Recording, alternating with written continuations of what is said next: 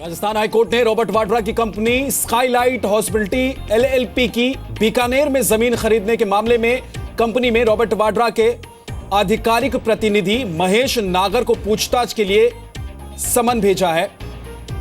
ED इस मामले में पहले ही रॉबर्ट वाड्रा की कंपनी के प्रतिनिधि महेश नागर को समन जारी कर चुकी है, जिसे महेश नागर ने हाईकोर्ट में चुनौती दी थी।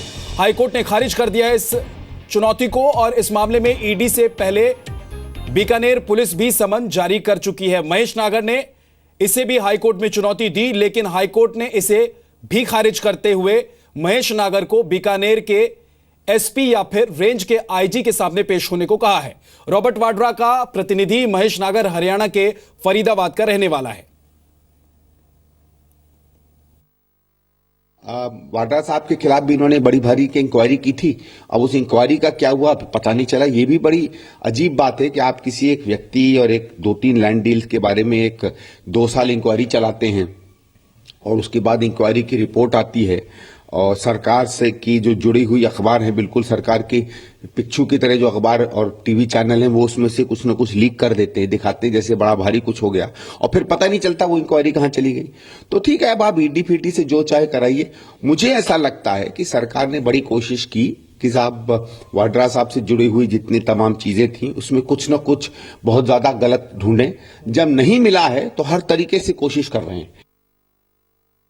ऐसे ही लोगों को पकड़ना चाहिए, क्योंकि वाड्रा तो माहिर है चोरी में, तो वो अपना दस्तखत बहुत कम जगह में लगाता है।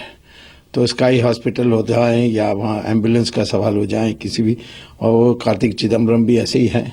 और तो ये लोगों को पहले उनके जो इर्द गिर्द लोग हैं जो दलाल के काम करते हैं उन्हीं को पहले पकड़ना चाहिए, फिर उनकी आधार पर उनकी दिए हुए एविडेंस के आधार पर अंतिम में वाड्रा ही पकड़ा जाएगा, वही जेल जाएगा। संवाददाता ललित सिंह जोधपुर से हमारे साथ जुड़ गए हैं। ललित, कब तक ईडी के सामने पेश होने को कहा गया है और इस मामले में और क्या कुछ जानकारी मिली है? कोर्ट ने किस आधार पर चुनौती को खारिज किया है?